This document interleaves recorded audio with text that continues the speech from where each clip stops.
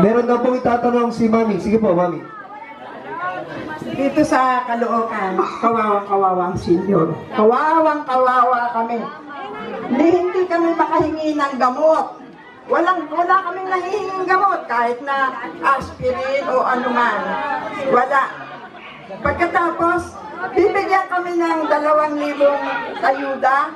Gagastusan pa namin yun ng pagkuha ng medical certificate, pamasahe, o bago namin makuha, maguguto muna kami.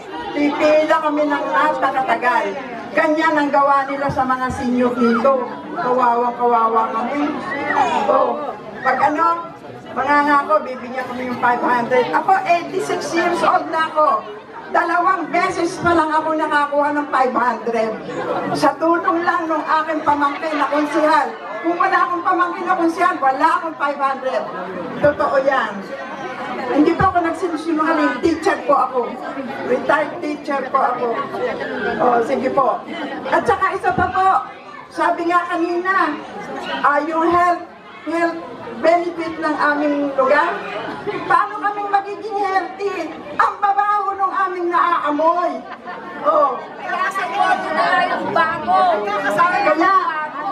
Kaya ngayon, at saka sinabi pa, huwag na ninyong iboto yung mga magkakamag-anak, yung mga magtatatay, tanggalin na natin yon, palitan na yon.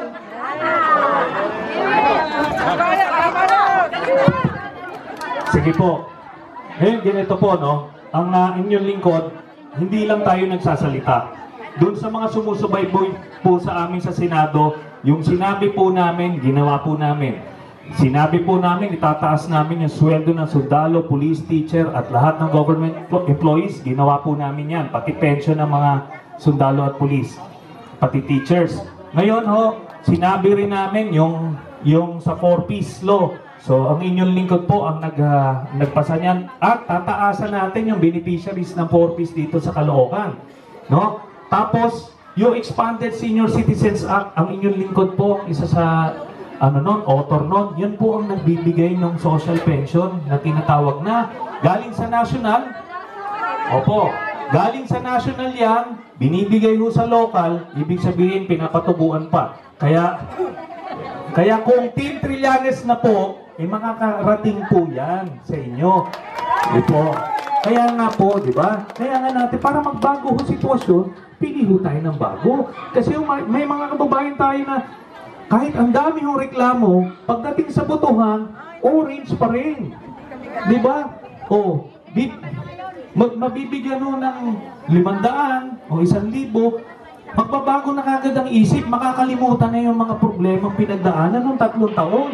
Tapos pag pinili ulit nila yung orange, kapalit ng 1,000 na yun, 3 taon ulit magre-reklamo.